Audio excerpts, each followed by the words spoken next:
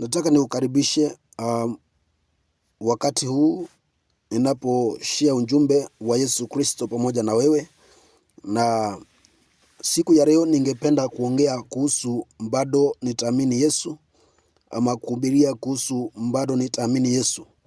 Ni vizuri kuelewa mpendwa ya kwamba hata wakati wa magumu, wakati wa changamoto, bado imani yako kwa Yesu izidi kuongezeka. Imani yako kwa Yesu izidi kuongezeka. Maana hapo ndipo kulipo tumaini la maisha yako. Hapo ndipo tegemeo la maisha yako lipo. Wakati misukosuko inapokuja, bado uamini katika Yesu Kristo, aliye msaada wako na aliye faraja yako. Mathayo 24 inasema hivi: Yesu akaenda zake, akatoka hekaluni. Wanafunzi wake wakamwendea ili kumuonesha majengo ya hekalu. Naye akamjibu akawaambia, hamyaoni haya yote? Amini nawaambieni, halitasalia hapa jiwe juu ya jiwe ambalo halitabomoshwa. Maandiko inasema kwenye mstari ule wa kwanza wa kitabu cha Mathayo 24, mstari wa kwanza na wa pili, inaonesha Yesu akitoka katika hekalu na wanafunzi wake wakamwendea na wakaanza kumuonesha majengo ya hekalu, jinsi hekalu lilivyopambwa vizuri, jinsi hekalu ilikuwa imetengenezwa vizuri. Lakini Yesu alipoangeukia anawaambia kwamba hayo mnayoyaona ni ya kwamba siku inakuja halitasalia jiwe juu ya jiwe ambalo halitabomoshwa. Na wanafunzi wakashangaa, kwa nini haya mambo yatendeka na yatendeka wakati mgani? Lakini hayo waliyaweka mioyoni mwao.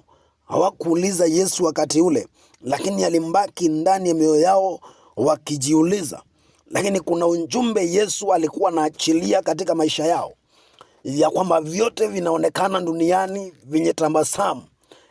Majengo mazuri ya hekalu, mapambo mazuri ya hekalu, hayo yalikuwa hayana umuhimu sana kwake. Maana yeye alielewa ya kwamba akai ndani ya majumba, akai ndani ya majumba, lakini yeye anafanya makao ndani ya mioyo ya wanadamu. Na hivyo kitu kizuri ni wale wamepamba mioyo yao kwa utakatifu, ili Yesu akae ndani yao, ili Roho Mtakatifu akae ndani yao.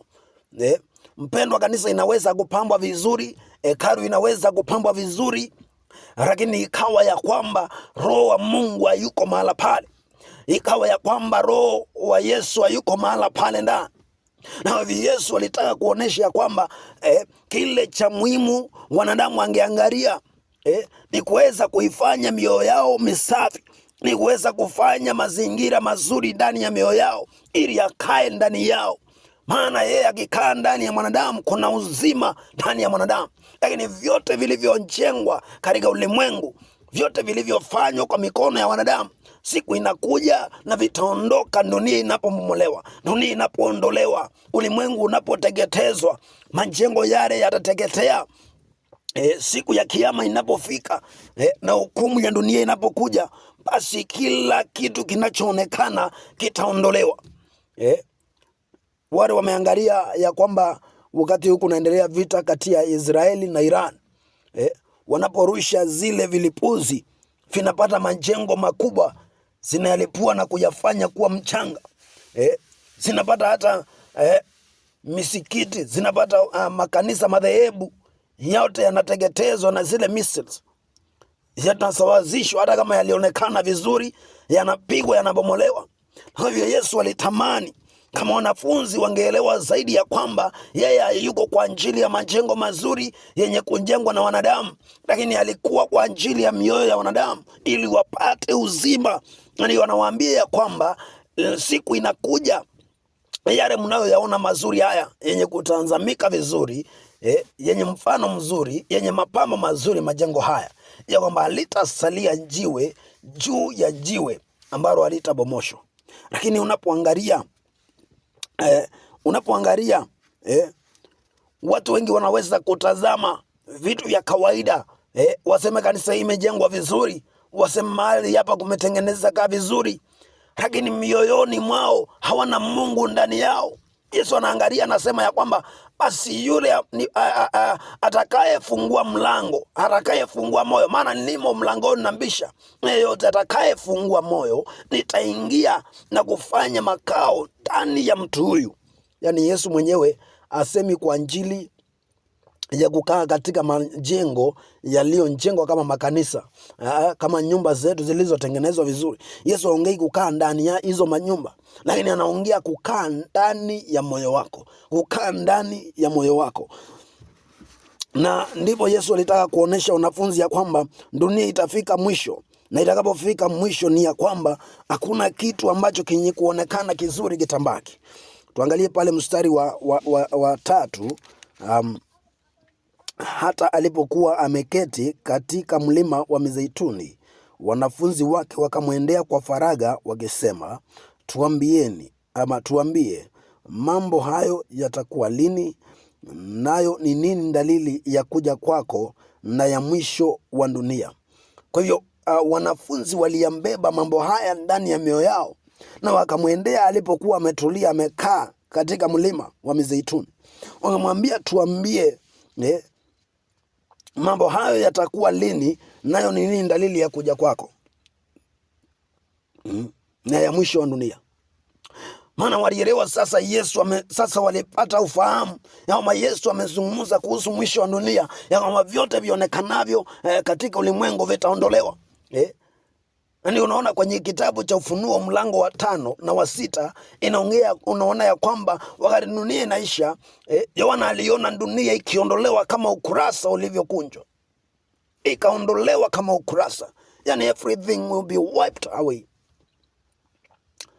Sijui kama kuna mtu anaweza kuwa anaelewa kile ninachozungumza wakati huu, ya kwamba nazungumza hata majira yaweje, hata wakati uweje, hata watu wakingeuke mpendwa, hata watu wakuacha, watu waliokuwa wanategemewa kuwa marafiki zako, wanaweza wakakuacha, wanaweza wakakuweka katika dhiki kubwa, wanaweza wakakuwekea mitego mbalimbali, lakini imani yako katika Kristo isipungue. Imani yako katika Bwana isikupungukie. Sikiliza vizuri, bado utaendelea kumpenda Yesu hata wakati wa majaribio, hata wakati wa vita kali, hata wakati wa misukosuko, bado utaendelea kumwamini Jehova. Basi maandiko inasema ya kwamba wanafunzi wakamwendea Yesu wakiwa mlimani, wakamuuliza, tuambie mambo haya yatafanyika lini? Mambo haya yatatendeka lini? Na ni nini dalili ya kurudi kwako? Walianza kuingiwa na haya ndani ya moyo, na ukiangalia ya kwamba mpendwa, yale mambo ambayo wanafunzi waliyafanya, yale mambo ambayo wanafunzi waliyatenda, yana utofauti sana. Jina la Bwana lipewe sifa. Yana utofauti sana na basi wanafunzi walipomwendea mara pale, mstari wa 3 kifungu cha 24, Mathayo, kitabu ni cha Mathayo kifungu cha 24 mstari wa 3.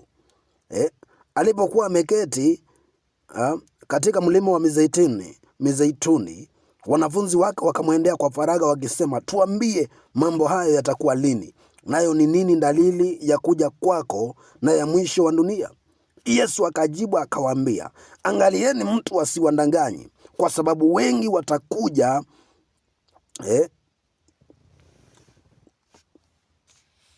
wengi watakuja. Narudi pale mstari wa 5. Wengi watakuja kwa jina langu wakisema, mimi ni Kristo, nao watadanganya wengi.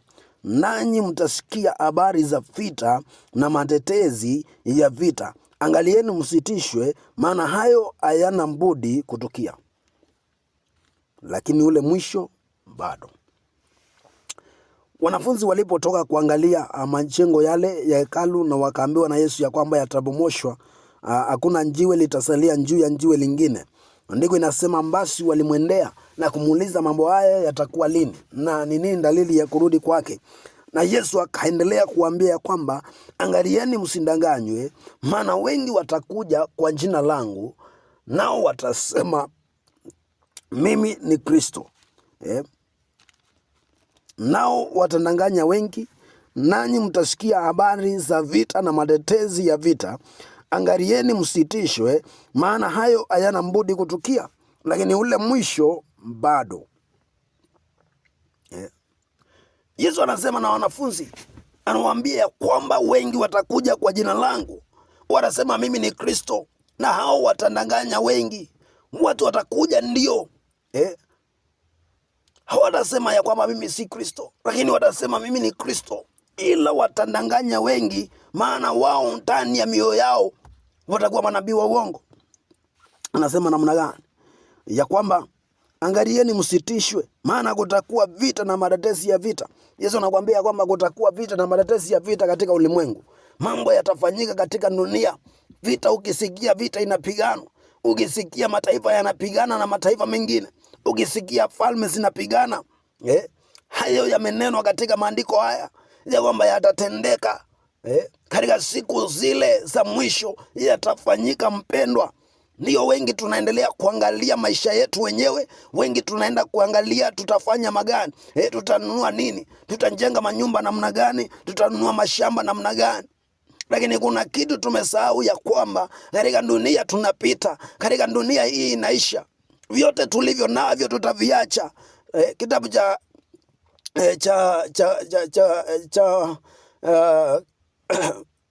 Mhubiri, niwe radhi hapo kidogo. Kitabu cha Mhubiri, maandiko inasema basi Sulemani akaelewa, akaangalia, akaona vyote yalivyofanya duniani katika wisdom aliyopewa, ama maarifa aliyopewa na Mungu aliye hai. Akaona alifanya vitu mingi, akawa na vitu mingi, akawa na utajiri mwingi, lakini zaidi ya vyote anasema ya kwamba aliona ya kwamba yote ni umbatili. Na ukiangalia kitabu cha Mhubiri mahala pale, kuanzia mlango wa 2 mpaka mlango wa 4, inaongea kuhusu umbatili chini ya mbingu, ya kwamba basi mambo yaonekanayo kuwa ya maana, kumbe sio ya maana katika ufalme wa Mungu. Ndiyo, duniani tunaweza tukawa na vyote, tunaweza tukamiliki vyote wapendwa, tunaweza tukawa na magari, tunaweza tukawa na vyote, lakini siku inafika ambayo wewe utakufa na kuacha vyote. Najua ya kwamba watu hawapendi wanapoambiwa ya kwamba watakufa, lakini hapo ndipo reality ilipo. Sulemani anaangalia, anasema basi nimejikusanyia utajiri, nimekuwa na vyote, nimekuwa na umaarufu zaidi ya wote walionitangulia, nimekuwa na maarifa, lakini hivi vyote nilivyo navyo baada ya kufa kwangu. Maana alisema ya kwamba jinsi gani mtu mwenye maarifa hufa sawasawa na mtu mpumbavu. Na hata unapoangalia ya kwamba wanapowekwa katika mochari, ukienda watu wakiwa wameoshwa ulizo wazimu na mtu aliye tajiri ni mgani, hawezi ukatofautisha. Watu waliolazwa katika vyumba vya maiti, unapoenda mahala pale ukaulizwa yule mwenye hekima na mpumbavu baada ya kufa kwao, basi hauwezi ukatambua tena, maana wamekufa. Unaweza kutambua maarifa ya mwanadamu anapokuwa anaongea, ila wakati ambapo amekufa hauwezi ukatambua tena. Basi Sulemani anaangalia, anasema ni ukweli, unaweza kupata vyote, lakini baada ya kufa nitaviachia nani? Nami ninajuaje vyote nilivyojitaabisha kutafuta mali zangu, wale watanifuata kama watavitunza vile nilivyovitunza? Bila shaka ni ya kwamba utajiri ulio nao na vitu ulivyo navyo, baada ya kuondoka kwako wale watafuatia. Hawezi kuelewa uchungu uliotafuta nao. Wao watavifurahia, watalewa mapombe, watafanya shughuli zao, watachekelea, na wewe umekwisha kuondoka. And so anaelewa ya kwamba jambo la muhimu ni ya kwamba kuwa na Yesu Kristo ndani ya moyo wako. Umpende Mungu na kumtumikia Mungu wako mpendwa kwa vyote ulivyo navyo, kwa hali zote, ukitegemea angalau kuona uzima wa milele. Ndio niambia watu ya kwamba wakati unatolea Mungu sadaka, wakati ambapo unafanya kazi ya Mungu kanisani, iwe ni kuosha kanisa, iwe ni kufanya chochote katika nyumba ya Mungu, kile kina faida sana kuliko mangorofa. Unaweza kujenga mangorofa 10. Maana kile umepanda, umeweka hazina yako mbinguni. Yesu anasema ya kwamba wekeni hazina yenu mbinguni, mahali nondo na kutu hawawezi wakazila. Hapa duniani ukiweka hazina inaweza kupatwa na magonjwa ikakuliwa. Majumba yako ya kifahari ukauza kwa sababu ya magonjwa. Magari yako ya kifahari ukayauza kwa sababu ya magonjwa na mashida mbalimbali. Lakini kile umetolea Mungu, umeweka hazina mbinguni. Nilikuwa naangalia kwamba watu wengi walipohubiriwa neno la Yesu Kristo wakaamini, basi waliweka vitu vingi mbinguni pa mitume. Waliuza mali zao, wakaleta fedha mbinguni pa mitume. Ndio mingi zilikuwa zinangawiwa maskini. Maana watu wale walielewa, na mitume mahala pale hawakuwa na shughuli sana ya kujenga manyumba. Hawakuwa na shughuli sana ya kutengeneza, kununua mashamba, lakini walitumia zile vitu ama zile sandaka kwa ajili ya matumizi ya kihuduma na kungawia maskini wale waliokuwa na njaa. Sio leo hii ambapo wachungaji tunashindana na mali. Ni nani aliye na magari? Ni nani aliye na mashamba mengi? Wahubiri wanainua title deed, wanasema niko na title deed 2,000. Lakini amejikusanyia mwenyewe. Lakini tangia mwanzo haijakuwa vile, wapendwa. Katika imani ya kweli ni ya kwamba vitu vile vinapoletwa, basi tutangawia wale wasiokuwa na uwezo. Tutakula pamoja na wale wenye njaa. Lakini kwa sababu ya ulafi na watu kutompenda Mungu, basi wanajikusanyia na kujiwekea. Ninapohubiri haya sitaki nipige mtu yeyote ama ninukie mtu yeyote ama nikue wa kuleta makasiriko ndani ya mioyo ya watu, lakini ni kudhihirisha ukweli jinsi ulivyo. Ni vibaya sana mchungaji kushikilia title deed 1,000 wakati watu wengine wanalala njaa na wengine kanisani hawana hata pa kuwekelea kanyumba kakulala. Kwa hivyo ni vizuri kuweza kufuata mtindo wa mitume wa kwanza vile walivyokuwa. Basi Yesu akaendelea kusema na wanafunzi, anawaambia kwamba mambo yale yatatokea. Kutakuwa na vita, kutakuwa na matetezi ya vita, na msitishwe, maana hayo hayana budi kutukia. Lakini ule mwisho bado, kwa maana taifa litaondoka kupigana na taifa, na ufalme kupigana na ufalme. Kutakuwa na njaa na matetemeko ya nchi mahali mahali. Hayo yote ndiyo mwanzo wa utungu. Wakati huo watawasaliti ninyi mkae ama mpate dhiki, nao watawaua. Nanyi mtakuwa watu wa kuchukiwa na mataifa yote kwa ajili ya jina langu. Ndipo wengi watakapojikwaa, nao watasalitiana na kuchukiana, na manabii wengi wa uongo watatokea na kudanganya wengi. Mstari wa 12, na kwa sababu ya kuongezeka maasi, upendo wa wengi utapoa. Lakini mwenye kuvumilia hata mwisho ndiye atakayeokoka. Tena habari njema ya ufalme itahubiriwa katika ulimwengu wote kuwa ushuhuda kwa mataifa yote. Hapo ndipo ule mwisho utakapokuja. Unaposikiliza maneno yale, yafuatilia vizuri, yanakuonesha ya kwamba Yesu alijua mambo yatakayokuja, ya kwamba kuna dhiki itakayokuja, kuna mambo tutakayofanyiwa. Na ndio nilisema ya kwamba mambo mengi ambayo tunayapitia, mambo mengi ambayo tunayafanyiwa, iwe ni watu watakao kufanyia ubaya, iwe ni watu wanao kuazia mabaya, iwe ni watu wanao pigana na wewe, yameandikwa katika maandiko ya kwamba yatatendeka. There's nothing happening to us ya kwamba haijaandikwa itatendeka. And so when we pray, tunaomba ya kwamba tupate nguvu ya kuyashinda yale yanayotukia kinyume cha maisha yetu. Tunaomba tupate nguvu ya kuyashinda ama kushinda kila mitego inayowekwa kinyume cha maisha yetu. Lakini yameandikwa katika maandiko ya kwamba yatatendeka. Mpendwa, hata kama ni kuchukiwa, imeandikwa ya kwamba watakuchukia. Hata kama ni njaa, imeandikwa ya kwamba itatokea. Na mambo mengi ambayo watu watakufanyia, watakusaliti katika njia yote. Utafanyiwa usaliti katika mambo mengi. Na hayo yote yameandikwa katika Biblia ya kwamba yatatendeka, na yatatendeka kwa Kristo kabla ya kurudi kwa mwanakondoo. Na ukiangalia ya kwamba pale chini mstari wa 11, Biblia inasema ya kwamba basi kutakuja manabii wa uongo, nao watadanganya wengi. Lakini maandiko inasema ya kwamba mstari wa 12, kwa sababu ya kuongezeka maasi, upendo wa wengi utapoa. Kwa sababu ya mabaya kuwa mengi ama maovu kuongezeka, basi upendo wa wengi utapoa. Unapoangalia leo hii ya kwamba watu wamekosa upendo ndani ya mioyo yao, kwa sababu hata imani ya kuaminiana, ni nani aliye sahihi katika maisha yangu? Ni nani naweza kutembea na yeye pamoja na mimi? Ni nani naweza kuamini na mambo yangu ya nyumba? Ni nani naweza kuamini na mambo yangu nikimpea hadithi ya vile ambavyo naendelea? Unapata ya kwamba hilo linapungua. Maana unaona ya kwamba hata rafiki uliye naye unapata ya kwamba imani inapungua. Ndio ni rafiki yako, lakini kuna imani ambayo hawezi ukamwamini. Watu wa familia yako wanakuwa wamengeuka, wengine wanakuchukia, wakati ambapo unafanikiwa wanakuchukia, hawataki utokelezee, hawataki uwe na chochote, maana ndani ya mioyo yao machukizo yamejaa.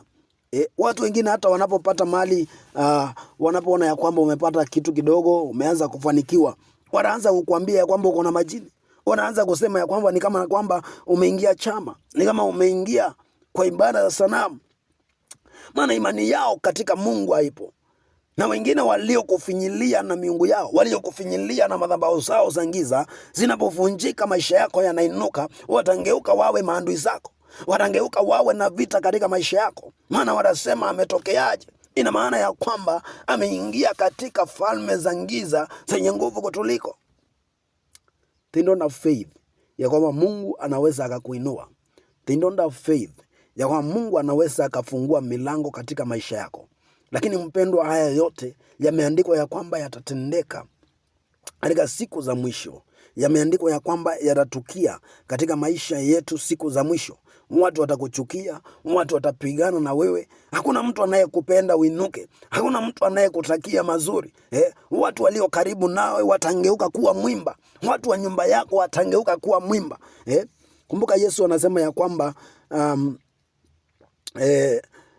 kwamba sikuja duniani kuleta amani katika ulimwengu, lakini alikuja kutupa moto katika ulimwengu. Basi tangia leo nyumba ya watano watafarakana, watatu kwa wawili na wawili kwa watatu. Ina maana gani? Imani ndio itakayotofautisha watu katika nyumba moja. Maana wale wanaoamini Kristo wataenda njia yao, na wale wanaoamini miungu mingine wataenda njia yao, na hao watakuwa na vita katika familia. Hivyo unaona ya kwamba familia nyingi hazina amani katikati yake. Ndio wakati mwingine wanaweza kucheka kwa pamoja, wakala kwa pamoja, lakini mioyo yao iko tofauti, maana imani yao ni tofauti. Kuna mtu anayeamini Yesu katika ile familia, kuna mwingine amini Yesu katika ile familia. Lakini hayo yameandikwa ya kwamba yatafanyika, na mpendo, haya yanafanyika siku za mwisho. Unapoyaona haya, jua ya kwamba kurudi kwa mwanakondoo kwa karibu, na hivyo ni wakati wa kutubu dhambi. Ni wakati wa kuambia Mungu ya kwamba maisha yangu nimeishi katika kutafuta mali na kuamini mali. Maisha yangu nimekaa katika kulemea wengine kwa mambo tofauti, lakini sasa nimekumbali kubadilika, nimekumbali kuacha maovu, nimekumbali kukurudia na moyo wangu wote. Maana siku maandiko inasema baada ya kufa mwanadamu ni hukumu. Jinsi gani unaweza kufa ukiwa mwenye dhambi? Jinsi gani unaweza kuondoka ukiwa mwenye dhambi? Maana hata watu wa kuombea ukiwa kwenye kaburi, hauwezi ukasamehewa dhambi zako. Unaweza ukasamehewa wakati uko hai. Wakati ni sasa wa kutubu dhambi zako, wakati ni sasa wa kubadilika, wakati ni sasa mama ukaache usherati, mama ukaache dhambi, ukamrudia Mungu wako, ukaache tamaa ya mali, ukaache tamaa ya fedha, umrudie Mungu wako. Muda gani unachukua kwa ajili ya kuabudu Bwana? Muda gani unachukua kwa ajili ya kutafuta uso wa Bwana? Wengine hawana nafasi kabisa ya kutafuta uso wa Bwana. Na jinsi hii mambo yanaendelea kuharibika, manabii wa uongo wakiongezeka, vita zikichacha katika mataifa, maasi yakiendelea kuongezeka, chuki zikiendelea kuongezeka, haya yote yakionyesha mwisho umekaribia. Lakini wengi wamekataa kubadilika na kuacha maovu yao. Wengi wamekataa kubadilika na kuacha dhambi zao. Mpendwa, inakuita siku ya leo ya kwamba usifanye moyo wako mgumu, bali umbadilike. Yote unayoyaona, machukizo unayoyaona, wivu unaouona, ni tiketi ya kukuingiza jehanamu. Lakini unapoyaacha yale, basi unampokea Yesu, anakaa ndani yako, anafanya makao ndani yako. Maisha yako yanabadilika, hali yako inabadilika, nyumba yako inabadilika, uzima unaingia ndani ya maisha yako, ndani ya moyo wako. mengi yanaanza kufunuliwa. Kwa hivyo kuna wakati huu ambao ni wakati wa kumrudia Mungu wako, wa nafsi yako isafishwe, akili zako zianze kufikiria mambo ya ufalme wa Mungu. Ni kweli ya kwamba mali tunayo, tunaendelea kutafuta, tunaendelea kukusanya kwa ajili ya watoto wetu, tunaendelea kukusanya kwa ajili ya kujenga manyumba zetu, lakini kuna kitu ambacho Mungu anaangalia ya kwamba tumpe mioyo yetu yote ili aweze kufanya makao ndani yetu na kuweza kutuongoza. And so ni wakati mzuri ili kwamba unapoangalia wakati huu umbadilishe nia yako, umbadilishe mienendo yako, umbadilishe njia zako, umpokee Yesu na kutembea naye. Imani yako iwe ya kweli katika Mungu. Ni kweli mengi yatakuja, watu watakufunja moyo, watu watakuinukia, watu watakusema mabaya, katika familia utasemwa mabaya, lakini katika hayo yote jua ya kwamba ni mambo ambayo yanapita. Baada ya kuondoka kwako, hayo mambo yatapita. Dunia inakuja kupita, na kwa hivyo kile ambacho ni cha muhimu kwako sio kutafuta kusemwa vizuri na watu wenu, sio kutafuta kusemwa vizuri na marafiki, maana wakati tulio hawawezi wakakusema vizuri. Kama nitakwambia watu watangeuka wakuseme vizuri, basi nitakuwa nimekudanganya. Kama nitakwambia kwamba watu watangeuka na wakupende, basi nitakudanganya. Maana Yesu mwenyewe kayasema ya kwamba watakuchukia. Yesu mwenyewe kasema ya kwamba mtachukiwa, hata kuuawa mtauawa. Lakini katika hiyo Yesu anasema atakayevumilia hadi mwisho ndiye atakayeokoka. Kwa hivyo kuna mitihani mikubwa ambayo wapendwa tunaweza tukapitia kwa majira haya, lakini naweza kusema ya kwamba ni vizuri mioyo yetu tumwelekee Mungu, tumtumikie Bwana. Wacha kuangalia ya kwamba wewe ni maarufu kiasi gani. Niliona ya kwamba wakati mwingine tunaingia kanisani, kuna watu hawezi inama waoshe kanisa kwa sababu yako na fedha, kwa sababu yako na mali zake. Lakini hapa katika uzima Yesu angalii mali yako. Hataki kujua mali yako, maana mali yako sio tiketi ya kuingia uzima. Tiketi ya kuingia katika ufalme wa Mungu ni moyo wako kutakasika, maisha yako kumbali Kristo, kumbali kutumikia Mungu. Yani hata kama wewe ni milionea, unaweza kuingia kanisani na ukaosha kanisa, ukasafisha nyumba ya Bwana. Unaweza kuingia na ukasafisha hata vyoo vya kanisa. Watu wa Mungu wavitumie vizuri vikiwa visafi. Lakini tukiendelea kujiweka viwango na kujipea mamlaka juu, kujiinua, maana Yesu anasema ya kwamba basi atakaye kuwa mkubwa kwenu na awe mdogo kuliko wote. Na kuwa mdogo ina maana ya kwamba kiongozi lazima awe mtumishi. Kwa hivyo wewe kuwa mtu wa kutumikia wale wengine. Usione ya kwamba wanakutumia, lakini kubali kutumika, maana kiongozi lazima awe mtumishi. Kwa hivyo mambo yote utakayoyafanya Mungu ndio anaangalia. Unaweza kukosa kutoa fedha zako, lakini ukawa mtu ambaye ni wa kufanya kazi kanisani, ukasafisha kanisa la Bwana, ukahakikisha vitu vyote viko vizuri. Unaweza ukawa mtu wa kusapoti huduma kwa matoleo mbalimbali, kuhakikisha ya kwamba mikutano ya Injili imefanyika kwa support yako ya kifedha. Hayo yote yanaandikwa katika ufalme wa Mungu na yanakufungulia mlango katika maisha yako. Hivyo basi ningependa kusema ya kwamba hata mangumu yaje namna gani, bado endelea kuamini Kristo, bado endelea kuvumilia Kristo. Hata watu wakikungeuka, wewe endelea kuamini Kristo. Imani yako iendelee na kuzidi katika Kristo, na hapo ndipo faraja yako ilipo. Ningependa nikubariki na huo ujumbe siku ya leo ya kwamba hata yaweje, basi utaendelea kumwamini Kristo, utaendelea kumtumikia Kristo. Hata manjanga ya japo yana gani, bado utaendelea kumwamini Kristo na kumtegemea Bwana katika maisha yako. Jina la Bwana liinuliwe katika maisha yako. Bwana akutembelee, Bwana akuwe pamoja nawe na familia yako, na watoto wako awalinde. Na ni kwa jina la Yesu naomba na kuamini.